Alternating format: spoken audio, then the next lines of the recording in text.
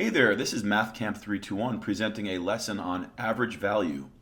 In section 4.2, we estimated the area of a region under a curve defined on a closed interval from A to B by calculating the area of n rectangles. We concluded that the estimate improved if we used more and more rectangles. But what if we could only use one rectangle to best approximate the area of the region under the curve? What would be the height of such a rectangle? Well, this height is known as the average value of a function.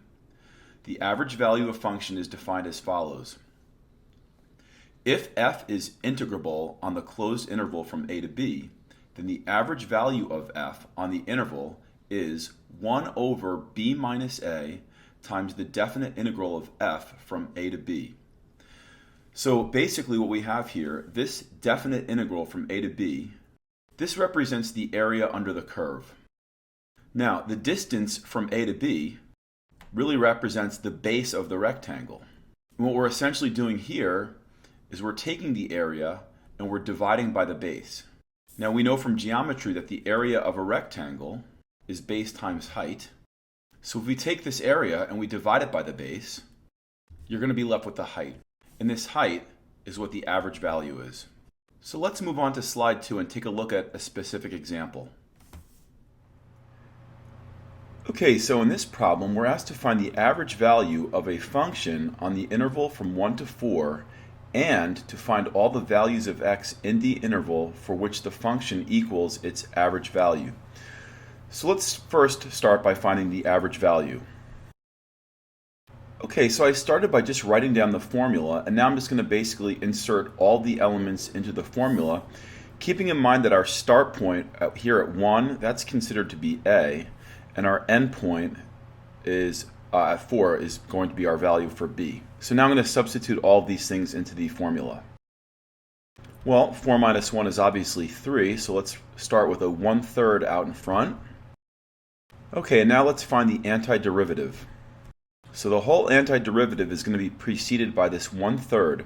And now I'm going to focus on the antiderivative itself, and I'm going to start by writing down the number 3 and then leaving some space, raising the power, which is now a 2, to a 3, and then multiplying by its reciprocal, which would be 1/3. Then I'll write down -2, leave some space. The power of 1 gets raised to a 2. Its reciprocal would be 1/2. And after I clean this up, then I'm going to evaluate this definite integral from 1 to 4. Now the 3 and the 3 are going to cancel, the 2 and the 2 are going to cancel. So all I'm really left with on the inside is x cubed minus x squared. Now you have the choice at this point to either distribute the 1/3 through or not. It doesn't matter when you do it. I mean, at some point you have to put it through, but some people like to do it in the beginning or the end. It doesn't matter. I'm going to send it through right now. Okay, now I'm ready to evaluate my definite integral by substituting first the number 4 into the antiderivative and then 1. When I do this, I get 64/3 minus 16/3.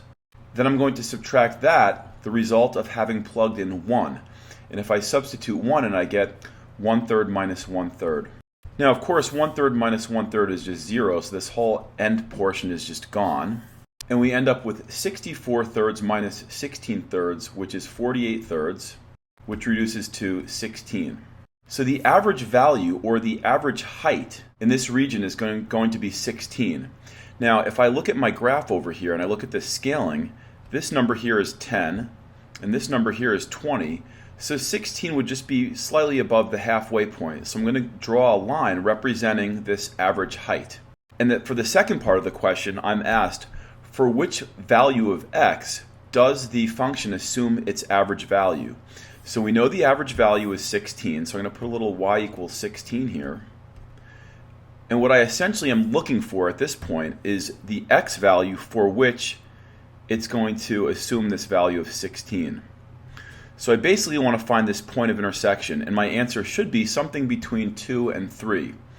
Now I've run out of space, so what I'm going to do is actually delete some of this work that I've done, but you can always rewind the video if you need to see it, but I'm just going to get rid of a big portion of it here.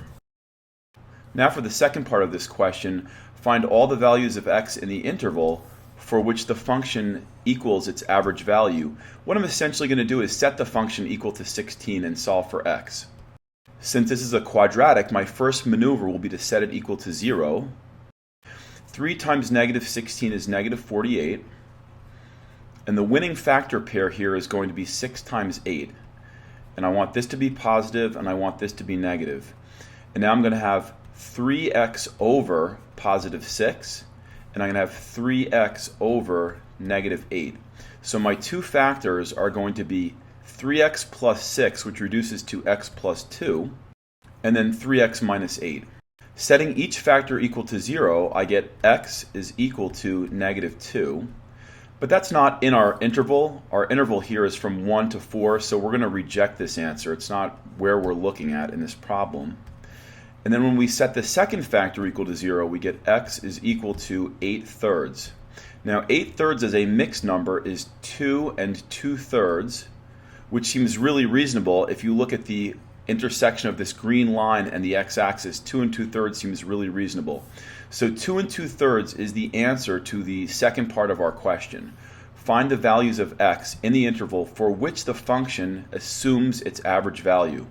So this was a two-part question. Part 1, find the average value, and part 2, find the values of x on the interval for which the function assumes its average value. Let's take a look at another example.